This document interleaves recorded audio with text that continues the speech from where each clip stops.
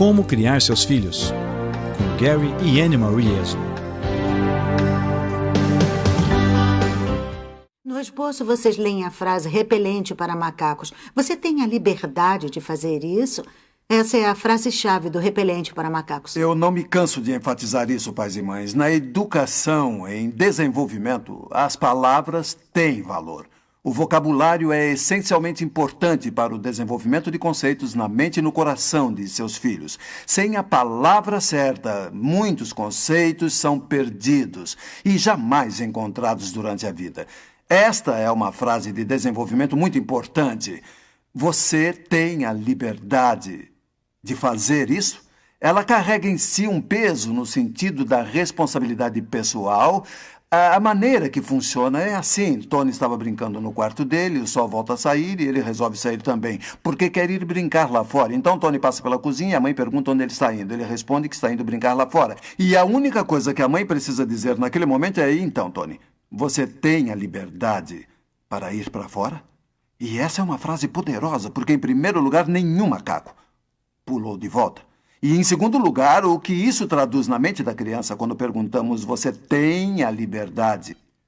Isso se transfere para: eu tenho a liberdade? A frase é personalizada.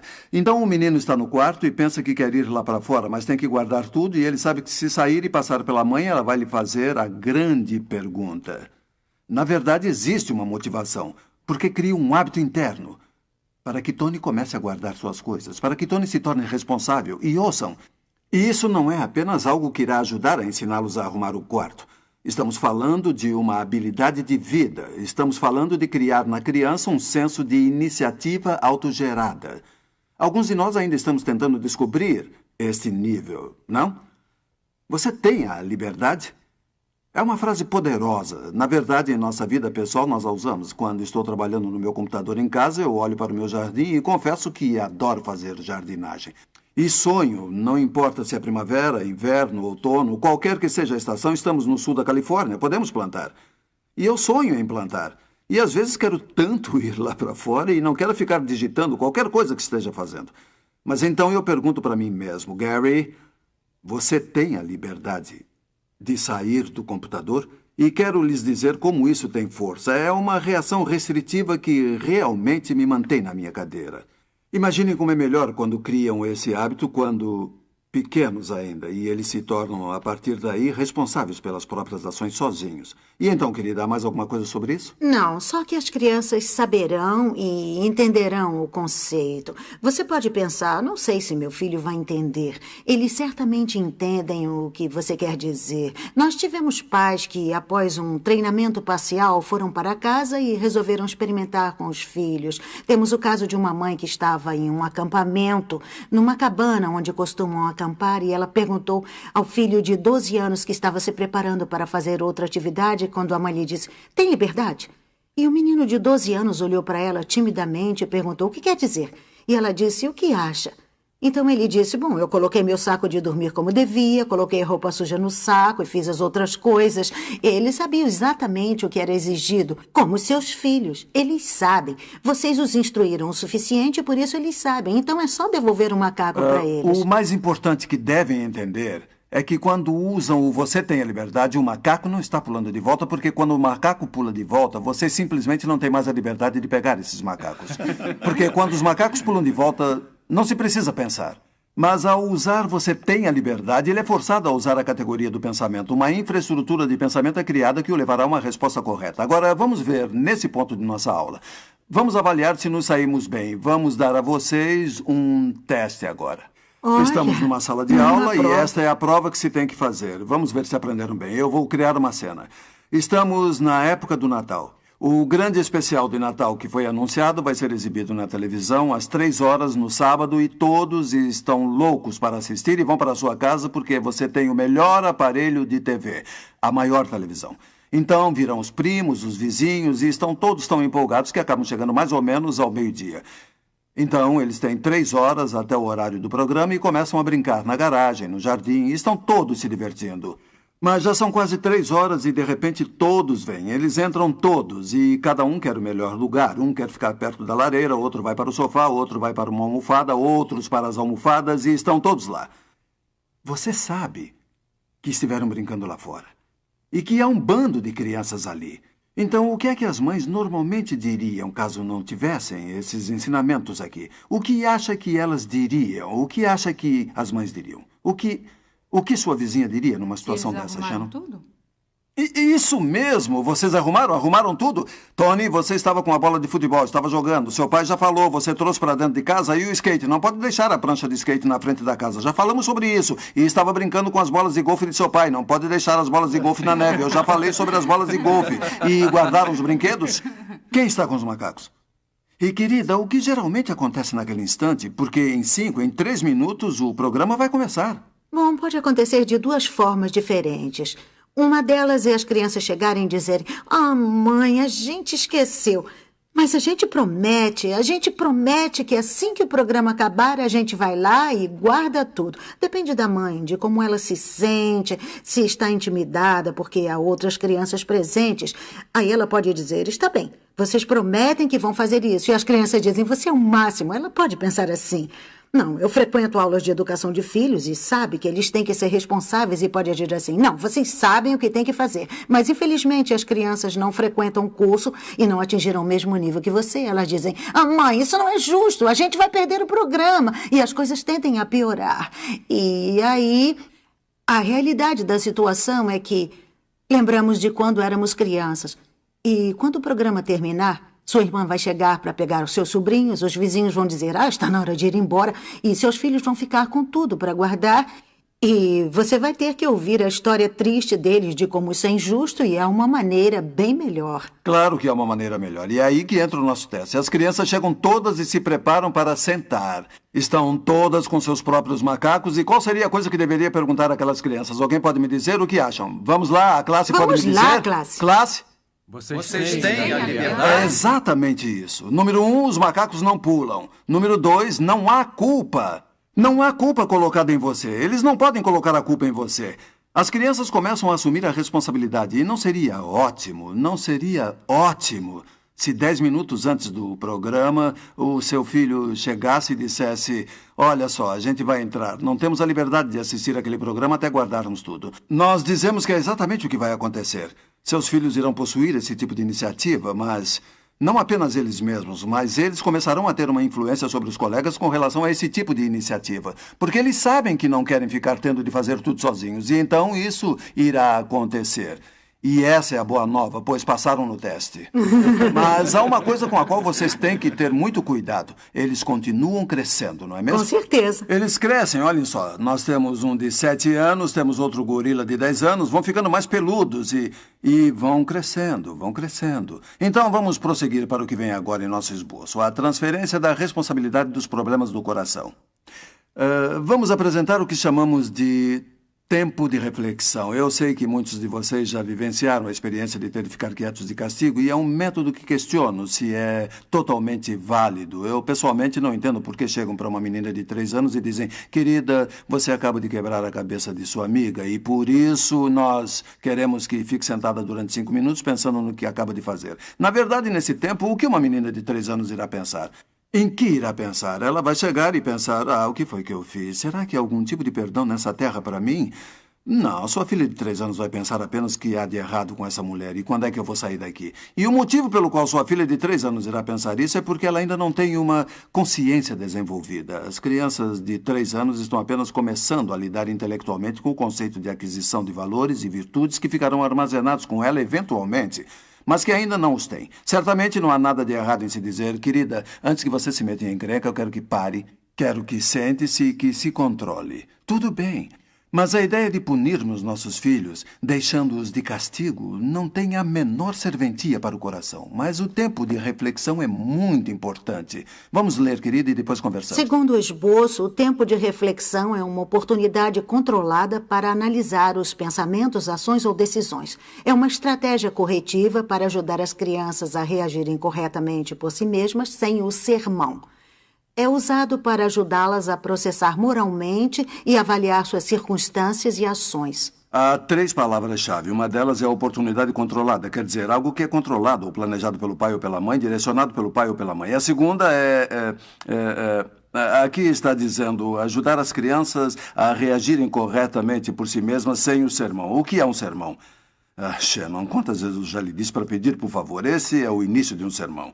Um sermão é quando começamos a lembrar a criança algo que fizemos ontem, anteontem, na semana anterior ou até mesmo no mês anterior. Isso é sermão. Antes que eles cheguem ao estágio de assumirem a responsabilidade, são instruções. Mas uma vez que já atingiram esse estágio, estão na categoria de sermões. Exatamente. A terceira palavra-chave é ajudar as crianças a processar moralmente. Olha só, mães e pais, ser educadores morais é algo muito bom para nossos corações, porque o que vemos em nossos filhos, num sentido social, nas crianças da América do Norte, nas crianças do mundo, a sua falta de capacidade de processar moralmente parte do motivo sobre o qual falaremos numa aula mais à frente. Seria porque nós, como sociedade, como cultura, nós não fazemos um trabalho muito eficiente em ajudar as crianças a internalizar valores e virtudes. Vamos falar sobre isso dentro de umas 4 ou 5 aulas. Mas queremos que seus filhos sejam capazes de processar moralmente. O que o tempo de reflexão faz é dar oportunidade à criança de buscar dentro de si, de processar moralmente uma situação na qual se envolveu, avaliar o certo e o errado e chegar a uma conclusão moral por ela mesma. Vamos dar algumas ilustrações, então daremos alguns exemplos e é um trabalho para ser feito em casa. Este aqui é um adolescente, só para que continuemos com essa questão. Este aqui, está bem? São os adolescentes Limei. Você pode segurar isso aqui? Toma. Esse é o gorila, o nosso gorila. Acho que é maior do que ela. Isso mesmo. Suponham que vocês são adolescentes e têm esses gorilas. Vocês não me surpreendem se algumas mães parecem cansadas às 9 horas da manhã, com todos esses macacos e gorilas. Querida, o exemplo número 1 é um dever de casa, uma história verdadeira. Eu vou ser o menino de 13 anos que precisa que a mãe assine um trabalho que fez. Acompanhem como a coisa funciona. Mãe, pode assinar isso para mim? É para a escola. Mas o que é? É uma redação que tive que fazer sobre as notícias atuais no jornal. Gary, isso é absolutamente inaceitável. Inaceitável? Claro, olha só, Mas, a mãe, sua caligrafia está não, muito feia. Os professores não ligam para caligrafia. Não? Desde que eu tenha lido o Quantas jornal, vezes já falamos? Não importa o que os outros dizem. Nós ensinamos isso. Não então está eu vou pedir certo. pro papai para Seu assinar. pai Eu não vou pedir vai pro assinar. papai. Nós Mãe, estamos tentando ensinar a você mãe, há anos. E olhe para mim enquanto eu falo com você. Está revirando seus olhos. Eu não fiz nada. Quantas vezes já disse que tem que respeitar sua mãe? Está sendo desrespeitoso. Mãe, Está sim. Quer saber? Vá para o seu quarto. Pro meu quarto? Mãe, você está me botando de castigo? Eu acho que seria melhor. Olha só a minha idade. Escute, acho melhor ir para o seu quarto. E quer saber? Acho que devia procurar no livro das virtudes o que diz sobre eu nem preguiça. sei o que fiz errado. Você não sabe. Eu só queria que você assinasse então, o meu trabalho, o que só fez de isso. errado. Em primeiro lugar, esta sua redação reflete uma total preguiça porque você não teve cuidado com sua caligrafia. Depois você revirou seus olhos enquanto eu falava. E olhe para mim enquanto eu falo com você. E também está me interrompendo enquanto falo. E acho que você precisa pensar a respeito disso tudo e depois, quando tiver pensado, quero que volte e peça desculpas porque me aborreceu muito. E terá que refazer esse trabalho. Tudo bem. Se é assim que a senhora assim quer, está melhor. tudo bem. Gente, nessa situação, a mãe fez praticamente tudo o que se pode fazer de errado num caso assim. E nós voltaremos para rever isso, mas eu gostaria de deixar na mente de vocês exatamente o que aconteceu, porque algumas coisas aconteceram.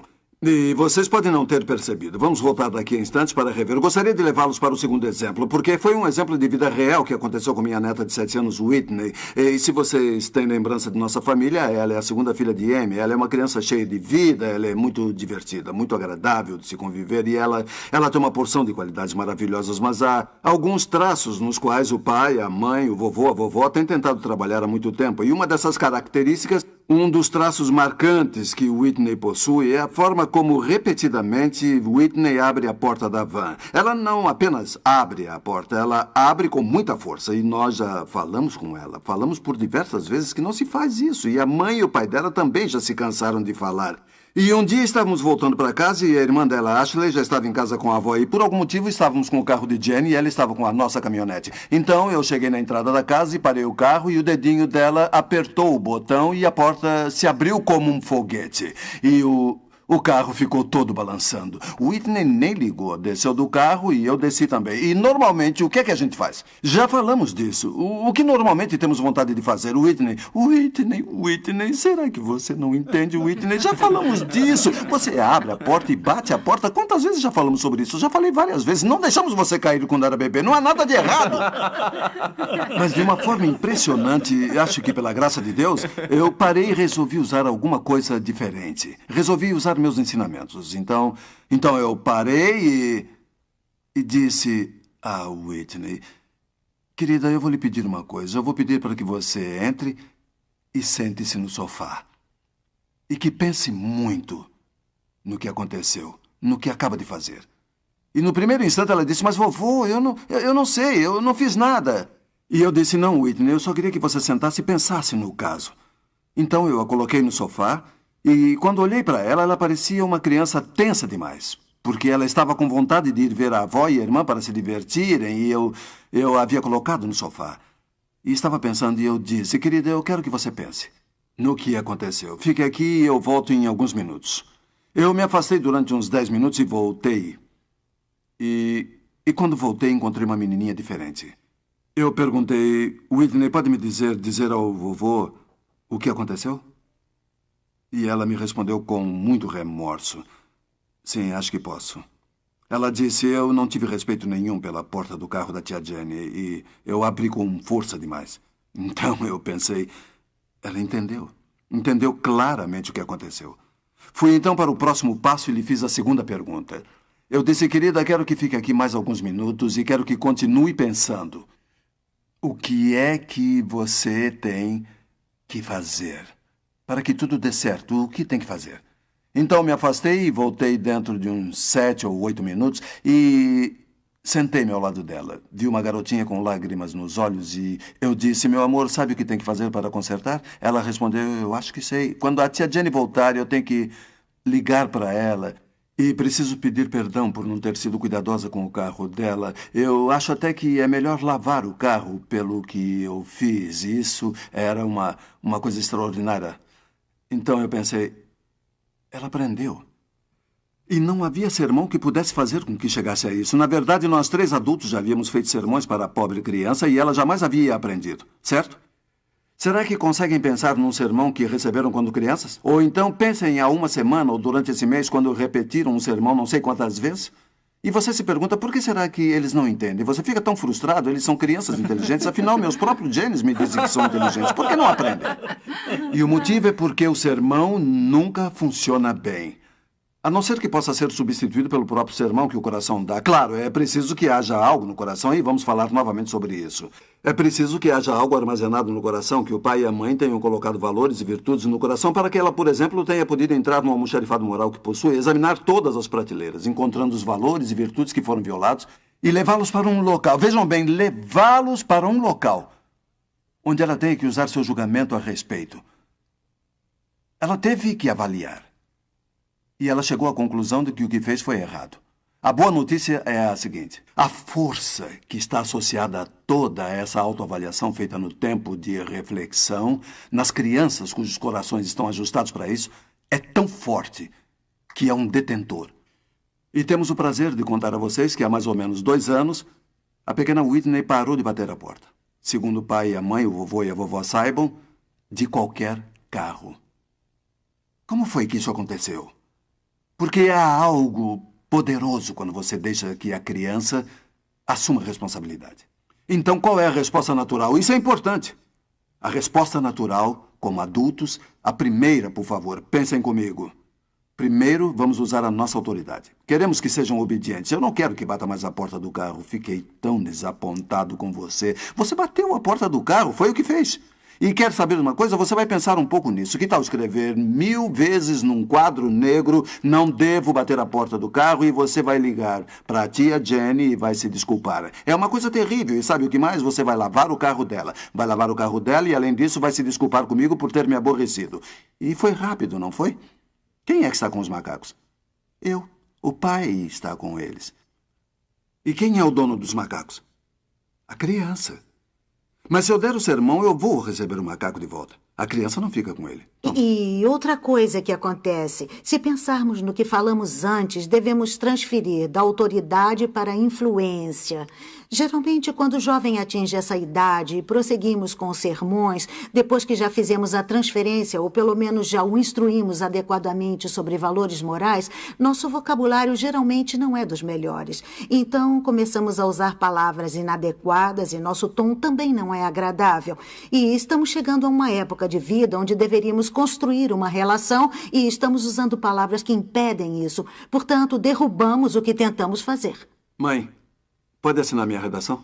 O que é isso? É meu trabalho de escola, só tem que assinar.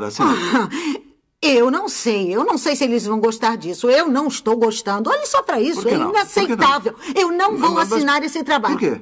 Por quê? Você quer saber por quê? Porque os professores não se importam. Não importa se seus professores não ligam, mas nós ligamos e esse trabalho está uma droga. Bem, eu vou Seu pedir pai pro também papai não vai assinar. E olhe para mim enquanto eu falo com você. Mãe, eu não está estou com cara fazendo de quem nada. não gostou? Eu não fiz Vai pro cara seu nenhuma. quarto. Pro quarto? Mas o que eu fiz sabe errado? que Eu não sei o que eu fiz de Fez um trabalho errado. porco. E isso, só para começar, eu vou lhe dizer o que mais fez. Ficou revirando os olhos e me faltou com respeito. Não, e não depois fiz isso, tentou criar tumulto, pedindo para seu pai assinar, querendo jogar seu pai contra mim. Vivemos dizendo que isso não se faz. E o que vai fazer? Deve ir pro seu quarto e pensar a respeito. E o que mais? E depois vai voltar aqui para me pedir desculpas depois de refazer o trabalho. Isso é simples, mãe. Tudo bem. Quem está chateado? Quem é que está frustrado? Quem é que está com o trabalho? O que é que eu tenho que fazer? Passar alguns minutos no quarto para reescrever a redação. Vamos tentar de outra forma. Mãe, quer assinar o meu trabalho, sim? Está bem, mas o que é? É uma redação para a escola. Eu tive que escrever sobre notícias atuais retiradas do jornal. A professora pediu para que assinasse. É só assinar. Eu sinto muito, mas não tenho liberdade para assinar o trabalho. Como é que é? Não tenho liberdade para assinar a redação. Você tem ido ao curso de paz? O que quer dizer com não tem liberdade para assinar? O que há de errado? Por que não pode assinar? Eu acho que seria uma boa ideia se fosse para o seu quarto por alguns momentos para pensar por que não tenho a liberdade para assinar essa redação. Vejam só. Não há macacos. Sem macacos. Eles não pulam de volta para a mãe. Eu não os estou devolvendo para ela. Ela me fez pensar e sabe o que irá acontecer? Vai haver uma responsabilidade. E uma vez que vocês comecem isso, quando começam isso, a responsabilidade do coração irá começar e eles vão começar a traduzir para isso é aceitável. Eu tenho a liberdade para que minha mãe assine a redação. Tudo isso é tão simples e, no entanto, é tão profundo na vida das crianças. Exato. Quando você as faz pensar, na verdade, há duas perguntas que podem ser feitas. O que você fez e o que deve fazer para corrigir isso? Porque ao mandá-las para o quarto, elas podem pensar, mas os pensamentos podem não ser construtivos. E outro aspecto que também é importante entender, porque os primeiros anos de obediência são tão importantes porque não se atingiu um certo nível de obediência. Uma criança pode não ir para o quarto dela quando você a manda para lá por causa da idade. Querida, só mais duas coisas para fecharmos isso. A primeira é o que as crianças realmente ouvem quando fazemos um sermão. Você pode falar a respeito disso? Claro, e para ser franca, estou com uma carta que demonstra claramente como as crianças ouvem o sermão. Foi enviada por alguém que nos permitiu apresentá-la a outros grupos. Ela esteve aqui conosco. Nossa filha tinha 5 anos, em geral é uma menininha doce. Se comportou mal e fomos até o seu quarto para conversar a respeito. Sem me dar conta, eu estava fazendo um sermão, achando que estava acrescentando algo para o almoxarifado moral dela. E, na verdade, estava fazendo o sermão, mostrando isso e aquilo sobre as ações dela. Ela não tem a característica da ironia, por isso o que aconteceu em seguida não passou de um aviso sobre um mau hábito que ela havia adquirido. Eu notei que ela estava se balançando e que tinha um olhar distraído, então eu perguntei, o que foi que acabei de dizer para você? E ela respondeu com uma carinha esquisita, blá, blá, blá. Eu não sabia se devia rir ou chorar, mas me dei conta de que devia parar naquele instante. E agora, sempre que me pego começando a querer fazer um sermão, me lembro da história do blá, blá, blá, e ela me faz parar na hora. É apenas uma criança, mas acho que seja representativo do que muitas crianças sentem, ou pelo menos do que elas sentem, quando ouvem o mesmo sermão repetidamente da forma quantas vezes vou ter que lhe dizer. Quantas vezes vai ter que fazer o sermão dizendo para elas? Quantas vezes vai ter que dizer para elas? É simples. Finalmente, gostaríamos de concluir o assunto. Que tal levar isso para casa? Queremos que levem isso para casa, compartilhem com seus filhos, reúnam todos ao redor da mesa amanhã e compartilhem o que aprenderam. Mas há uma forma através da qual podem demonstrar isso? E a resposta é sim. Vocês podem demonstrar. Querida, vamos agora às conclusões. O que foi que aconteceu quando falamos a respeito disso com eles? Uma vez estava com 2 netas, Caitlin e Kara, de 5 e 4 anos, e resolvi então experimentar com elas para ver se entendiam o conceito. Então pedi que sentassem, peguei 2 macaquinhos e comecei a ensinar. Resolvi começar com Caitlin, que tem 5 anos, e disse: Caitlin, desde que você é pequenininha, seu pai e sua mãe vêm ensinando você a dizer por favor para pedir alguma coisa. Esse é o macaco do por favor. Você já tem 5 anos e sabe de uma coisa? Seu pai e sua mãe não precisam mais cuidar do macaco do por favor. Agora ele é seu. Eu vou lhe mostrar como os pais e mães devem dar os macacos para os seus filhos. E vamos fazer a brincadeira do faz de conta. Você faz de conta que me pede um copo de suco, pede da maneira correta e eu vou lhe mostrar como esse macaco será seu. Perguntei se ela havia entendido. Ela sentiu com a cabeça e disse: vovó, por favor, me dê um copo de suco. E eu disse: claro que sim, muito bem. E coloquei o macaco no colo dela. Ela ficou tão contente porque havia feito tudo certo e Kara estava sentada esperando. Ela é 11 meses mais nova do que a irmã Caitlin e logo me disse: eu também. E quando perguntou, eu respondi: é a sua vez agora, Kara. Eu disse: Kara, seu pai e sua mãe vêm ensinando a você desde que era pequenininha. Quando alguém lhe dá alguma coisa, o que você diz? Ela respondeu: obrigada. E eu disse: isso mesmo, esse é o macaco do obrigado. E vamos fingir que a vovó lhe dá um copo de suco e você deve se comportar da maneira certa. Perguntei: entendeu? E ela disse que sim. E ela disse: vovó... desculpem, eu lhe dei o copo de suco. Ela disse: obrigada, vovó. E eu disse: muito bem, querida. Quer saber? Esse macaco não pertence mais a mim, nem a seu pai ou sua mãe. Este macaco agora é seu. Muito bem, então pensei, como é que eu vou mostrar para elas que poderia pegar o macaco de novo? Então disse para elas: olha só, sabem qual é o problema? Os vovôs, as vovós, os pais e as mães têm um mau hábito de querer os macacos de volta e vou mostrar como acontece. E comecei com a Caitlin dizendo: Caitlin, vamos fingir, só que dessa vez você pede o suco e não pede por favor, entendeu? E ela disse que sim. Então, ela me pediu: vovó, pode me dar um copo de suco? Eu falei: Caitlin, você sabe como deve pedir. E peguei um macaco e ela olhou para mim: mas vovó, você falou para eu não dizer por favor. E eu disse: tudo bem, Caitlin, estamos fingindo. E sabe, assim que a vovó disse que você deveria saber como pedir, ela pegou o macaco de volta e perguntei: quem é a dona do macaco? Ela disse: sou eu. E eu disse: isso mesmo, ele não é meu. E fiz a mesma coisa com Kara com relação ao obrigado e as mandei para casa. Normalmente eu conto a meus filhos quando ensino isso a meus netos, mas nessa ocasião esqueci de contar. Então, uns 2 dias depois, recebi um telefonema do meu genro Paul perguntando: mãe, tudo bem? O que você andou ensinando as meninas? Por quê? Eu falei: o que elas contaram em casa, o que aconteceu? E ele disse: bom, esta manhã eu estava lembrando Caitlin a respeito de uma coisa. Ela olhou muito séria para mim e disse: papai, esse macaco não é seu, é meu. Elas pegaram bem depressa. Então podemos fazer assim com os pequeninos e os mais velhos, que são mais maduros. A ideia é que é muito fácil de ser transferido. Agora, vamos voltar ao que foi visto no começo. Há algumas perguntas sobre as quais gostaria de falar. Deixe-me voltar a dar alguns exemplos. Charlie chega e diz: mãe, pode me dar um suco? Querido, sabe que eu não tenho liberdade para lhe dar o suco agora. Por que não? Porque eu não disse por favor, entendi. Mãe, por favor, me dá um suco. Isso é parte do problema, mas a outra parte eu acho melhor você ir pensar um pouco a respeito do porquê não tenho a liberdade de lhe dar o suco. Sabe o que isso irá fazer ao sentar para refletir a respeito? Já estabelecemos que a questão é a falta do por favor, porque é, na verdade, o símbolo de alguma coisa. A realidade é que a criança não colocou iniciativa ou a iniciativa adequada na apropriação da lição. E sabem o que é impressionante? Todos os seus filhos irão chegar a essa conclusão, se lhes derem tempo para refletir. E isso é impressionante. Eles virão com um conceito moral mais aprofundado e a resposta mais simples é: eu não disse muito obrigado. Não, isso não apenas representa uma questão mais profunda. Deem a eles a oportunidade. E se, por exemplo, num caso de uma criança de 7 anos, a mãe pergunta: e se meu filho mentir? E se ele realmente não tiver arrumado o quarto? E se estiver lá fora brincando? Às vezes isso pode acontecer. E geralmente crianças nessa situação têm um padrão de mentira. Por isso, não vamos deixar que nossos filhos entrem nesse padrão errado. Se for a questão de moralidade na qual esteja trabalhando, em vez de perguntar se ele tem a liberdade, diga: no momento a mamãe não tem a liberdade de deixar você ir brincar lá fora até nós verificarmos seu quarto. Então, você está lhe dando a oportunidade de dizer: mas mamãe, eu já arrumei meu quarto. Que ótimo, então vamos lá olhar juntos. Mantendo uma atitude de estímulo, mas não predispondo a mentir, você poderá tentar resolver isso. Então, queremos que vocês voltem para casa e que usem essa lição com seus filhos se estiverem querendo macaquinhos pequenos. Assim, nós os temos. E no livro de informações há um endereço para onde escrever para obter esses macacos e são bem baratinhos. Eles não são do tipo de macacos que devem ficar na caixa de brinquedos. Eles devem ficar talvez em cima da televisão, ou na sala de estar da família, ou em cima do micro-ondas.